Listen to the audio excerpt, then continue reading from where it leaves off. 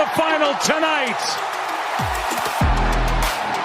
And the best team in baseball wins it all in 2018. For the first hit. Rutschman into right field. Down the line. A fair ball. Adley will turn first. Head for second. He's going to turn second. Go for third. Rutschman into third base standing.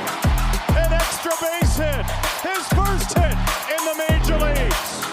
Welcome to the... These are long pitch innings. I think Blister, that's what you were to make sure.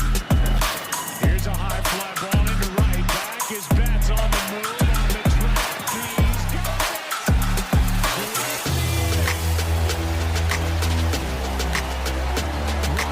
catch by Mookie Betts.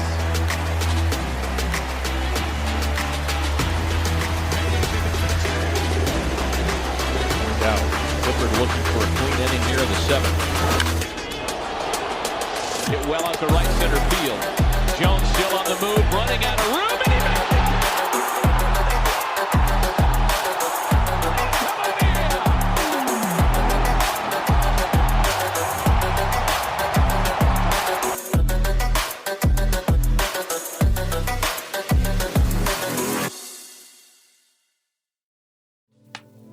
Hello, everyone, and welcome Powered by back Riverside to Beyond the FM. Ballpark. As always, I'm your host, Patrick Moran, alongside Brendan Cunningham.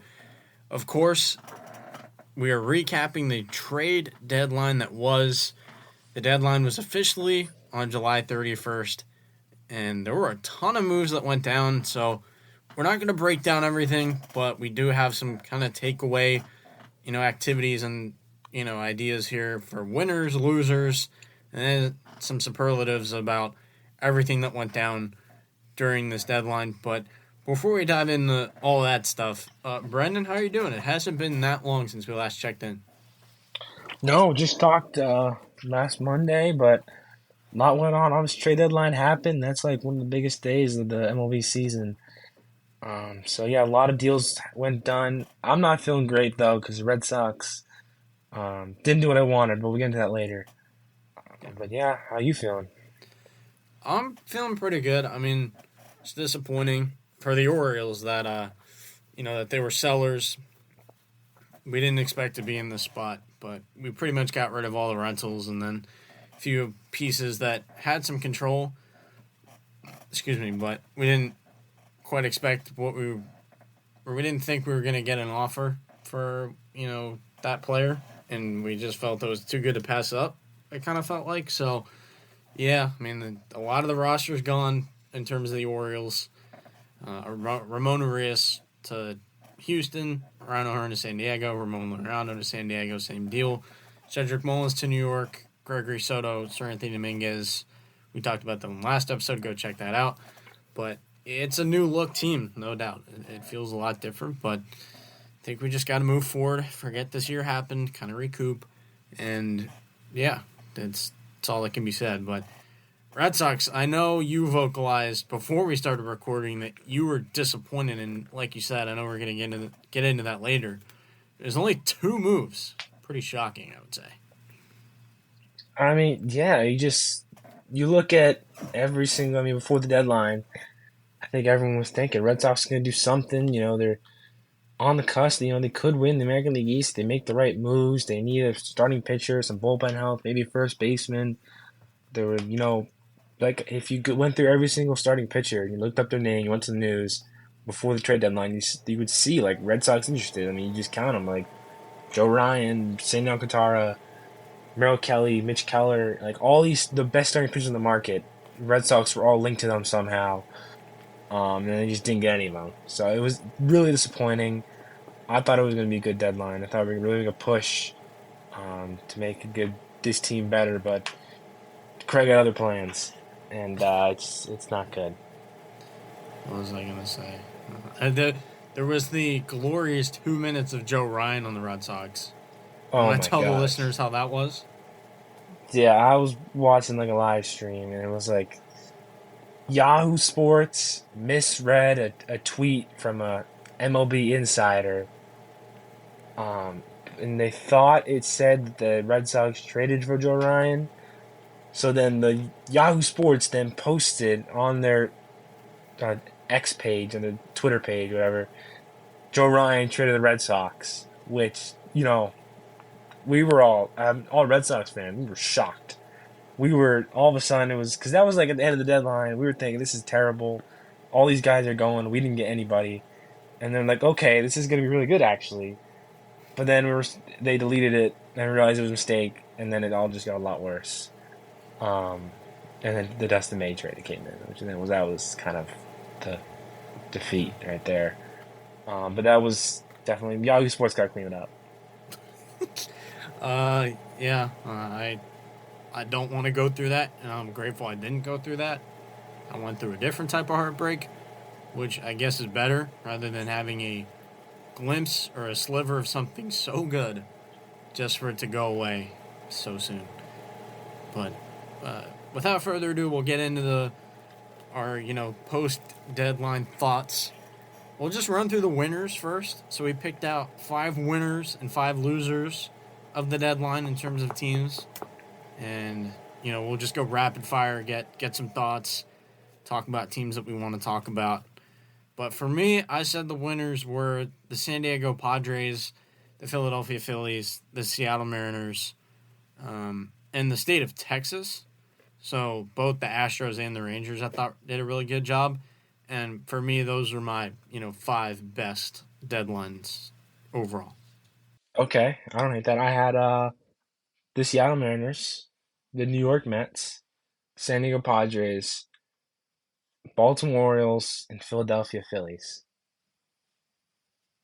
Okay, so where we went different was you had the Orioles and Mets. I had the Astros and the Rangers. So I guess for me, the interesting thing was I didn't include sellers in the winners category, as opposed to you. Like, you appreciated the fact that the Orioles, fully sold and they just committed to a plan.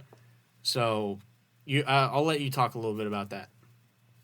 I mean, yeah, I think it's the worst for a team and the fan and everybody involved if a team is bad and they don't sell. They have players they can get rid of, and you'll see that later in my losers that I have teams that could have sold but they didn't. So I value a team that gets rid of their guys when it's time. And I think the Orioles did a great job. They did a lot of guys on expiring contracts that they had to get rid of on rentals. They got rid of them. I think they did an amazing job. I mean, I get interested to see on your thoughts of this, but I feel very good. They got a haul back from the Padres, and it was like 6 players. But I really do think that's a really good move for the Orioles. Yeah, I mean, to your point, they sold, and they sold pretty hard. It was a tough day, emotionally, as a fan. I mean, Cedric Mullins gone. He's the longest tenured Oriole, still on the roster. And then they just traded him for 3 pitching prospects. O'Hearn was a really nice guy to have around, and he's also gone. Ramon Laureano, the production that he had was great. He left. Who else? I'm blanking, even though I got it right in front of me. Charlie Morton was gone. He had actually kind of turned his season around after a really rough start. And Ramon Urias, a guy that I didn't expect to get traded, was gone. And I think that might have been it, if I'm not mistaken. Andrew Kittredge was gone. I mean, relievers are just relievers. That's always going to be the market. But unfortunately, we didn't get to move Zach Eflin. He was placed on the injured list on the 31st, so that kind of just killed any trade value he might have had. But, there was a lot of guys that came back, a lot of good pitching prospects. We got Jerron Watts-Brown, I believe, from the Blue Jays for Anthony Dominguez a little bit earlier, rather than just the actual deadline day. He's been performing pretty well in Double-A as a starter. I'm hoping that he turns into something. There were a lot more prospects came in. Boston Bateman, a Tyson Neighbors, or big names that came over from the Padres in exchange for Ramon Laureano and Ryan O'Hearn. I did not expect we were going to get that many guys from the Padres for those two. I knew that the Padres wanted to lengthen the lineup, but the fact that we got 6 players for 2 guys, pretty insane, and we were selling them at peak value. Crazy. I was just hoping to see the return as soon as I heard the news, and just kept refreshing the feed. And then Cedric Mullins, he got traded for some interesting pitching prospects. It's emotional, but all you have to do if you're the Orioles is move forward, get better, and I'm hoping they do that. They got to recoup in the offseason, get some starters. That's a different conversation, but the deadline is certainly part of kind of a retool. They were even able to move Charlie Morton for a decent pitching prospect, which, was pretty good. So, yeah, it was tough deadline, but I think hopefully it's for the better. Absolutely. I think this is going to be very beneficial for the Orioles. Some of the other stuff here, was there any other team you want to talk about, or any other team you were intrigued in my side? Who'd you have the Texas? I usually say about the Rangers. I know they had the Texas teams. Merrill Kelly, but what else do you like there? Yeah.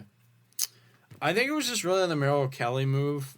Like, you mentioned it before the show that he was the only name, or like he was kind of the big name starting pitcher that ultimately got moved. And while it's just one, I think it's a pretty impactful move that the Rangers made. They also beefed up the bullpen a little bit. That's something that they've had trouble with. They got a Danny Coulomb from Minnesota. They got a Phil Maton from Texas. I mean, those guys are pretty solid relievers that they're just going to be able to throw into the pen right now. And if you're going to poke a hole in anything, it's the bullpen for Texas. And then they went out, got Merrill Kelly. I just liked the aggressiveness. I mean, he's having a pretty solid season. I mean, 3.22 ERA in 23 starts, 134 in the third innings. Like, he's just a good pitcher. And I know that he's 36 and it's only a rental. But the Rangers, I feel like, saw an opportunity to go get better for this year. And they saw an opportunity to maybe sneak into the playoffs. And I feel like the moves that they made were good enough for that. And I feel pretty confident about them making the playoffs, even though I kind of want the Red Sox to make it at the same time. But the Red Sox didn't do enough. That is a great point. The Red Sox didn't do enough. But, yeah, I mean, Merrill Kelly was the best starting pitcher to go on the market. He might have been the best starting pitcher in the market if you want to argue that maybe like Joe Ryan wasn't really available. So they got that arm, veteran arm, who has a good season. I think it is a good deal. Anything else you want to talk about there? Yeah, I mean, just to talk more about the pitchers that didn't get moved. Like, we didn't see Sandy Alcantara on the move. We didn't see Edward Cabrera on the move. Both of them being Marlins. That was a little interesting, but those two do have control, so I understand it. We didn't see Joe Ryan get moved, to your point. Charlie Morton got moved, but Merrill Kelly's way better. Who else didn't get moved? Dustin May. Oh, Dustin May got moved, yeah, but Merrill Kelly's better. Zach Gallen didn't get moved. Merrill Kelly's teammate. Mitch Keller. That was a bit interesting. Mitch Keller didn't get moved.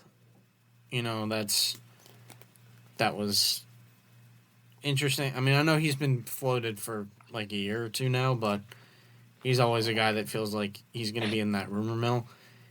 I really do believe, to your point, that Merrill Kelly was the best name on the move. And Rangers got him. And I appreciate them going all in. They made some nice complementary moves as well as a impactful starting pitching move. And they didn't give up a ton. I feel like that's a pretty solid deadline. Absolutely. Should we move on to losers, or is there? I mean, we'll just hit on these other teams. Teams, okay. We both mentioned the Padres, the Phillies, and the Mariners, correct? Yeah, I think those just three teams that did the right thing and buying. They just made I think the biggest moves. Yeah, I mean, Mariners. You gotta love the fact that they got the Diamondbacks corner infield, both Josh Naylor and Eugenio Suarez. Amazing. I mean, all we've wanted the Mariners to do is get offense, And that's exactly what they did. They got a guy who's hitting, 35 home runs, 35 plus. I'm going to double check the number. But, I mean, they kind of jump started the market getting a Josh Naylor. He came in pretty early. And then they went out and got a Eugenio Suarez, which was pretty amazing, too. And there's some familiarity there with Seattle. Both of them are rentals, so they're going to be gone at the end of the year. But you got to love Seattle going for it. It's just it's a likable team overall, and especially with the pitching staff that they have. This is what we want them to do. And they went out and they got the big bats available. I mean, 36 home runs for Eugenio Suarez. Mariners have been dying for that for years, it feels like. Yeah, I feel like they make a move like this every deadline. They always try to get that bat from a team, and then sometimes it works out for them, sometimes doesn't. I'm interested to hear, what do you think now with these two big names on the team? What do you think the ceiling is for the Mariners? Because right now they're the third team in the wild card. They're a game ahead of Texas. What do you think is like the ceiling for this? I think after these moves, there's a chance that they could make a play for the division. I mean, you have Houston there. I'm going to just pull this up. Houston 62-49. Seattle 3.5 games out. Texas is there. I kind of view Texas more of a wild card team, but I think if Seattle can really get hot, they can overtake the Astros just with how good the pitching is. So I do love that in that aspect for the Mariners overall. Yeah. But I'll get into the Phillies later. Padres, I mean, they just went berserk. I mean, you mentioned the Padres a little bit, or we talked about them with O'Hearn and Laureano. They just emptied the tank, which was kind of crazy in terms of the farm system. Wow, I mean, it was AJ Preller does what AJ Preller does, and that's just empty the farm system into win now. I feel like one of the years going to happen. I mean, they just it felt like when it was happening, it was just like Padres made another deal, and it was kind of pissed me off because I was wanting the Red Sox to do something, and the Padres over here are getting everything gone on the market. Yeah. It was ridiculous. AJ Preller, he's a different animal. I mean, Mason Miller, Ramon Laureano, Ronald O'Hearn. There was another bullpen guy I'm forgetting. They got JP Sears. They're probably going to start. Yeah. They got Nestor Cortez too. Nestor Cortez. Yeah. I mean, Mason Miller was like one of the best relievers in the game last year. Yep. He was ridiculous. I feel like they had another move. They had another bullpen on they got. Maybe I'm crazy. But, yeah, I mean, I got to give credit. They want to win now. Not a lot of GMs are as ballsy as AJ Preller, and I kind of respect it. What do you think? He depleted the farm. He got rid of a Leo DeVries, who's a consensus top 10 prospect in the game, for Mason Miller. But like you said, you got to respect it. The whole farm system's gone. I would have loved to seen what happened in the minor league system and how they filled the rosters in San Diego. But at the end of the day, it's prospects. Just screw that and go win. And that's what AJ Preller does. He's just one of those guys. Like you said, he's a maniac. Last but not least, you mentioned the Mets. We haven't really touched on the Mets, and you had them on your list. I like that shout because I think they probably would have been number 6, maybe even number 5 over Houston, now that I'm rethinking it. You can talk about a little bit about the Mets deadline and what they did that you liked. I'll start with the bullpen. I think they got Tyler Rogers, who is a great setup man, and I think a lot of people thought maybe he wasn't on the market. But they secured him, and they also got one of the best relievers on the market, Ryan Helsley, who's was one of the best last year, still good this year. I think another great pickup, and then Gregory Soto too. Not as big as name as those guys, but still not bad. Another another arm. That's what you really want. I always emphasize how important bullpen gets in the playoffs, and that's where this team wants to get to. That's where they're going to really need them. Maybe just throw an inning in the NLDS. It's so crucial to have all these arms is going to be great for them. And then Cedric Mullins, another one of the best outfielders on the market. I think it's exactly what they needed. I know we had them both going to the Phillies, but probably in that moment we probably could have said Mets would have been a great fit too. He's just a good fit in New York. So I think all those moves are really good for them. I would have liked maybe a starting pitcher, but still these are good moves. Yeah, I agree. So move on to the losers. This is a harder conversation to have because I don't like to be negative. I don't know about you, but it is part of the job in this exercise. On my losers list, I had the Brewers, the Angels, the Red Sox, the Pirates, and then kind of I put down the Cubs and the Tigers kind of for the same reason. So I'll bunch them in the same conversation. I had the Red Sox, Braves, Cubs, Angels, and Brewers. Okay. So you had, what was the only different thing? You had the Braves, Yeah. and I didn't have the Braves. Who'd you have? It was the. I kind of did did you have the Pirates on yours? I didn't have the Pirates. Okay. You said the Brewers, Angels, Red Sox. I know that. And then you had the Braves. Who was your fifth team? I had the Cubs. Cubs. Okay. Yeah, I had the Cubs. So it was really the Braves versus Pirates conversation. Is that it? Yeah. Braves versus Pirates. I think I thought about the Braves because they did, little to nothing. What did they do? Their only move was like Rafael Montero, I think. Yeah. They traded Rafael Montero to Detroit. And that was basically it. So that's fair. I think for me personally, they didn't have much to do. Like, a lot of the core is just there and under contract. And at the end of the day, what were they truly going to get for Marcell Ozuna if they did move him? So, yeah, I think for me, it was tough to put them in that conversation. But, yeah, I'll let you talk about the Braves for a minute.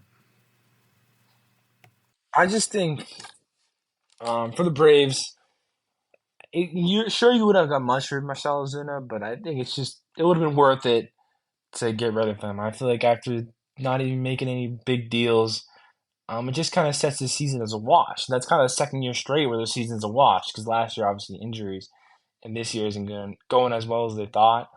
So, just to make nothing, not even try to get better, maybe trying to plan for next year or stuff like that, just to do nothing, I think is the worst thing for the Braves. I would like seeing something because obviously, the team you have right now isn't working. You're going to have to make some changes. And some kind of deal would have been great. That's what I feel. Yeah, that's fair. But again, for me, I didn't feel like they had a ton of assets. But it is frustrating to kind of just see your team sit on their hands. And that's kind of what Atlanta did. That's what you're kind of saying? Exactly. Yeah. Okay, that's a fair point. I said the Pirates just because the Pirates were active, I would say. But I didn't feel like they really got a ton of quality into that farm system. Like, they traded David Bednar for a decent, catcher in Rafael Flores. I know that some in the industry are like him, but outside of him, there wasn't really much else. Like, it was kind of just peanuts, and then, kind of listening around to what people's reactions were, and then they traded Brian Hayes for Taylor Rogers, and then they flip him again for a prospect. That was weird. Like, the Bailey Falter return was not that good, according to the industry. Like, nobody's really saying good things about what the Pirates did.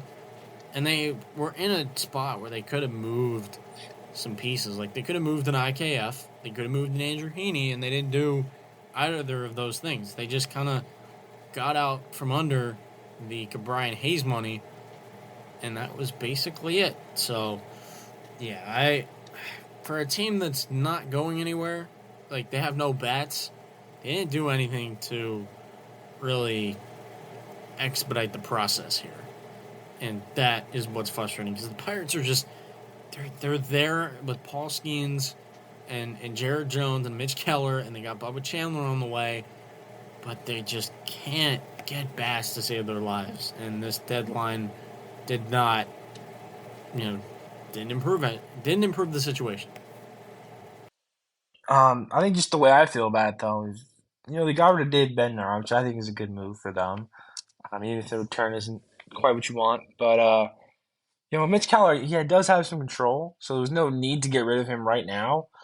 So that's not terrible. I think the Key Brian Hayes is actually a good deal to get off that money. I know people get upset at the Pirates owner for not spending money to actually get off that.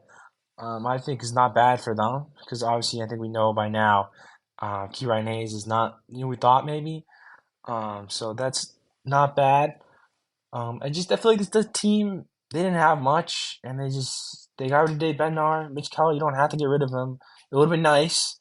I'm not saying they had a great deadline. They definitely didn't have a good one, but I don't think it's one of the top 5 worst. Okay. But we had Brewers, we had Angels, we had Red Sox, and we had Cubs. You kind of already, you feel like you've kind of touched on the Red Sox already, right? Oh my! I'd go on for hours about the Red Sox, but I feel like I just pretty much said it all about them. Okay. Brewers, I can talk. I'm going to talk about them a little bit later. Angels, I'll talk about a little bit later. Cubs, you had the Cubs. I'll talk about the Cubs, and then, or no, you talk about the Cubs. I'll talk about the Tigers.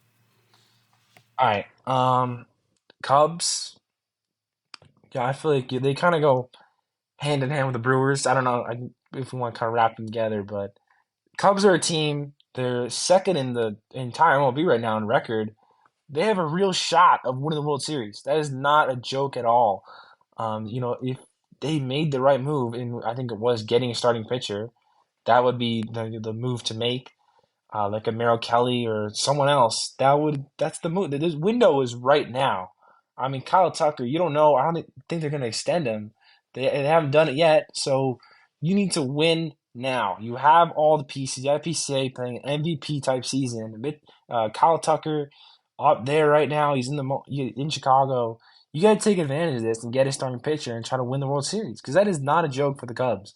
This is their time, and they didn't make. I only traded for some other guys, Willie Castro, utility man, which isn't bad. But if they got a starting pitcher, they could have been elite. They already are elite, but they could have won a World Series, I think. I mean, they still have a chance, but their odds would just gone up if they got the right guy. Yeah, a lot of good points. I agree with most of what you said. And one thing I'll add is the farm system is one of the best in baseball. It's considered in the top echelon. They have a lot of good prospects that they could have moved and traded for maybe a frontline guy. Like, they were rumored in the, Sandy Alcantara mill or the Edward Cabrera mill, and they didn't land either of those guys. It was just kind of lackluster.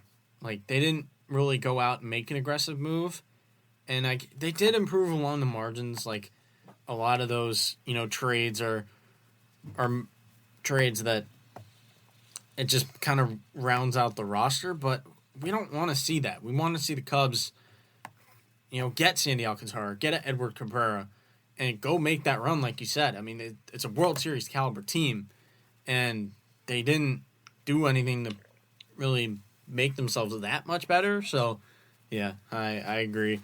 Tigers, same thing for me. Like, I know we talked about some of the moves on the previous show. We talked about Chris Paddock going to Detroit. Like, yeah, that's a marginal move. He's kind of pitching to a 4.8 right now. And then you got Charlie Morton. I was honestly surprised that a team wanted Charlie Morton. I know he got off to a horrible start, and now he's been a lot better, and it's a veteran presence. You can put him in the bullpen in the postseason. He's gonna help any team he's on get through the regular season. But he's been in the bullpen this year for my Orioles, and he's pitching to a 5.42 still. I guess it's just you're really paying for the experience and the veteran leadership. You got like Paul Sewald, Cal Finnegan for the bullpen, like marginal guys. They can pitch in some leverage, but at the end of the day, like it's not that amazing. I'm not in love with what they did, and it's a tough look.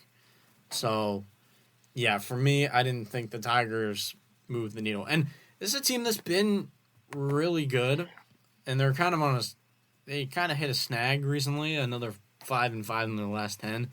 But they're 65-47. They are the best. They're tied for the best record in the American League, and they could have done more to add to an already great squad. They just didn't, and I was hoping for more meat on the bone in terms of what the Tigers were going to do. Yeah, it's just kind of, I feel like Cubs, Tigers, Brewers, and the Red Sox are just, they fit in that category of, maybe we'll exclude the Red Sox, but all those three teams, some of the best records in the MLB, and they just didn't do really enough to kind of keep ahead with all those teams that are kind of making deals and coming from behind. So it's disappointing for their fan bases, I'm sure. And then the final team is the Brewers. We know we both had them. Yeah. I'm going to talk about the Brewers in a minute. So. Okay, I'll go with the Angels then. I'll give you the Brewers. Okay. Angels. I mean, we were laughing about it before the show. Yeah. It's just like, are we even surprised anymore? I mean, let me pull up the trade for this team because it's just a joke what this team does on a year-to-year basis, every day, really. The Los Angeles Angels just continue to be the dumbest franchise in maybe all of sports. What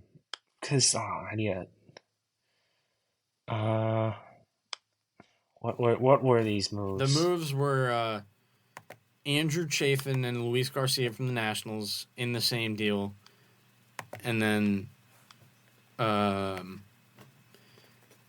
it was Oswald Peraza from the Yankees. Like, are they buying? Like, I don't know what's going on with this team. Like, where do they think they are? I mean, they're 53-57, below 500. How many games back in the wild card? It's called let load. They're 5 games back from wild card. You're basically out of it, Angels. You're not getting ahead. You're not making a jump. I don't know what this team is doing. I mean, we were talking about it. You couldn't win with prime Mike Trout and prime Shohei Ohtani. You can't win. It's not gonna happen. And the fact that they had these other guys like Taylor Ward and even Kenny Jansen, they could move, could get something out of it. That'd be the right thing to do. I mean, obviously the right thing to do is trade Mike Trout, get him out of there, but they're never gonna do that. So those two guys, they couldn't get rid of them, but they said, nah, we're good. We're gonna bring some guys in who we think we're gonna move the needle, but really we're delusional and think we can contend for anything, which they aren't, and they're just going to stay in the middle of the pack. They're not going to sell. They're not going to make a bunch of moves that's going to make them better. They're just going to stay right at that little below 500. Just keep it interesting. It really, I can't imagine if I'm from Anaheim and I root for this team. It sounds torturous. Yeah, I'll get into some of the moves and trades a little bit later, but just they have no farm system. It feels like they've had none for a while. It's always been one of the worst, it feels like. And it's just like they're not beefing it up. They're not making their future situation better. They just think that they're going to win, and it's not working. It's Einstein's definition of insanity. Exactly. You're doing the same thing over and over again, expecting a different result. Like, the Angels are just so broken of an organization. It is not even funny. The fact that they're they're barely sniffing a playoff spot, and they're just like, today I'm gonna buy. Like Perry Minasian is a problem, and yeah, they're not doing anything for their team. Like being an Angels fan is literal purgatory. Like the Los Angeles Angels are the definition of purgatory. It is insane. What they do year in and year out needs to be studied. It's just mind-boggling. Every single time they think that they're just going to make noise, and they think that they're this important team, and they're not. They're not in a playoff picture like you mentioned. They are under 500. They're on the outside looking in of a playoff spot. It is ridiculous. And they gave up Jake Eater, and I know he's not, amazing anymore, but he used to be a really good pitching prospect, and you're giving that up for some rentals. You're giving that up for whatever you think. Like, I can't. Come on. Yeah. I feel bad for I want to see them win again. I want to see them be good. It's never going to happen. So I think the only thing that could wake up this organization is a Mike Trout trade request. Even if he doesn't want to get traded, which I'm pretty sure he doesn't. I've seen articles. No. He doesn't want to get moved. But if he just requests a trade, it'd be like a slap to the face. Like, what are you doing? Yeah. Yeah. Yeah. It's you could really go on a whole rant about the Angels, but we're not here to do that to our glorious Angels fans. If there are any out there, I'd be surprised. But if you are an Angels fan, shout out to you, because I don't know. I don't know how they do it. Anyway. All right, now some superlatives. Because I'll get to the Brewers in a minute. Like I said, so we'll just keep the show moving. Best trade. So our superlatives are best trade, worst trade, surprise move, who cares, and then confusing. So we got 5 superlatives on the docket. Brendan, to kick it off, what was your best move of the deadline?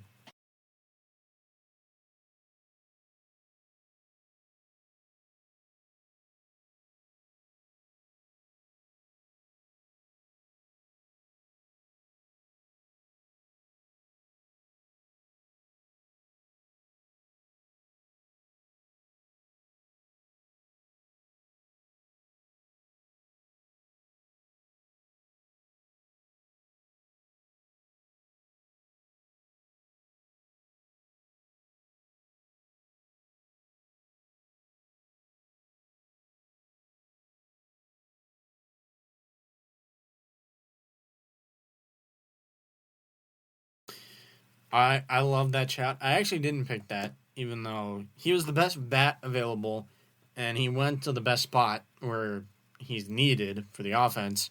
So I can totally understand. It's definitely top 3 move at the deadline for me.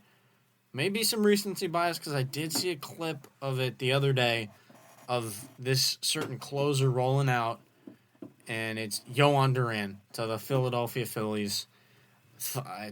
Watching his, closer entrance was just insanity, and it just gives me nightmares thinking about what that could look like in October. It was just the perfect move. The Phillies kind of traded some surplus, and they gave up a Mick Abel, and he was kind of behind Andrew Painter on the pecking order. So Andrew Painter maybe comes into the picture to start whatever they need him to do, even though they don't need Andrew Painter. They don't need any more starters. That rotation is just so good. They gave up some surplus, and then they gave up, Eduardo Tait. He's a really good catching prospect, but he's far off. The Phillies are in win-now mode because the window's kind of closing. For me, I think once Zach Wheeler retires, it's over. So I feel like the Phillies really have to capitalize on this current moment. And Yohan Duran, I feel like, totally does that. He's just such an amazing closer. the whole out entrance, what, like, I forget exactly what it's called, but I think he was the perfect fit. And Philly, it kind of felt like they got their guy, and it's making them a force to be reckoned with come playoff time, and that is scary in an already stacked National League.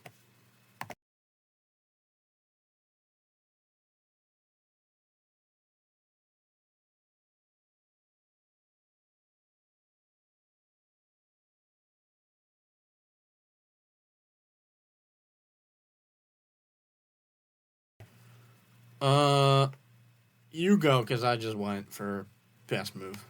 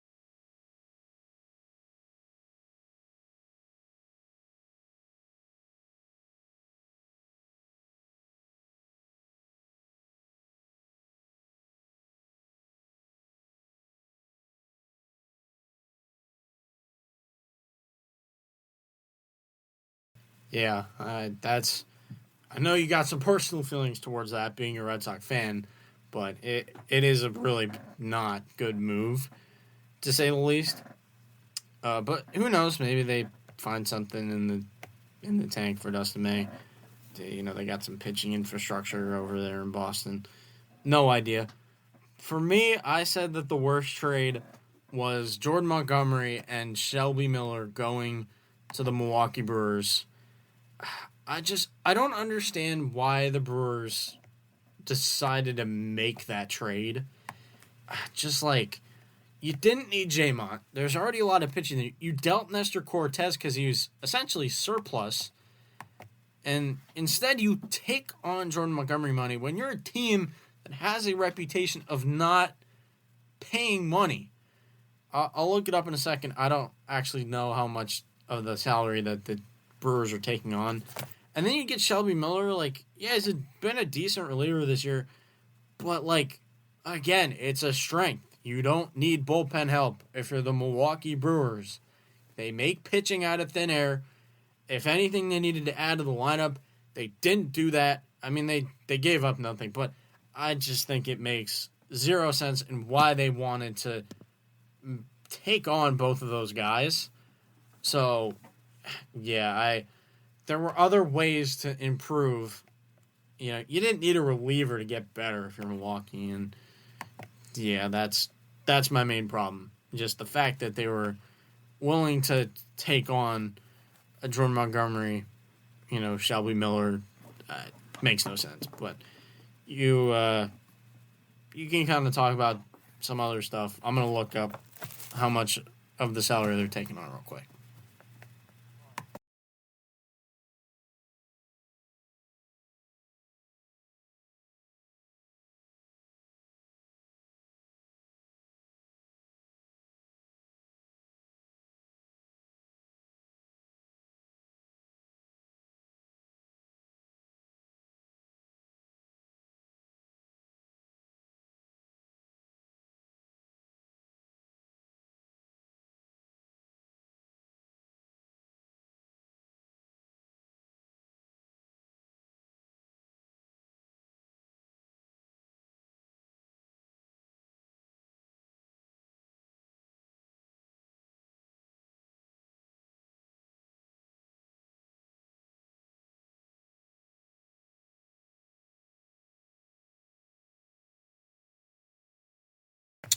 Yeah, this is why I said that the Brewers lost the deadline. Like, they just did nothing in my eyes, and they have the best record in baseball. Like, they've just been playing so well.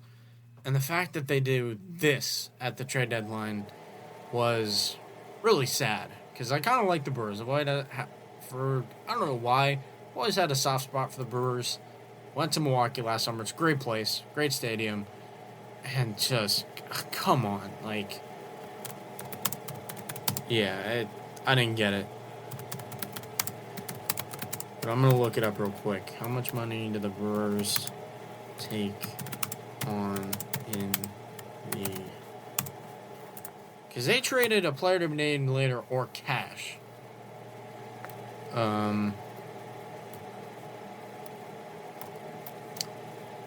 Okay, so according to this source, MLB, Milwaukee Brewers took on at least $2 million of what remains on the left-hander's $22.5 million salary before he reaches free agency, and includes a $500K bonus for the trade, and then additionally they agreed to pay $2.5 million of the remaining salary in place of parting with prospects. So yeah, they're not paying a lot of it now that I think about it, but even still, without the money considered, it's just like there's no reason to make that happen, and they did. Would have rather seen you go get a bat.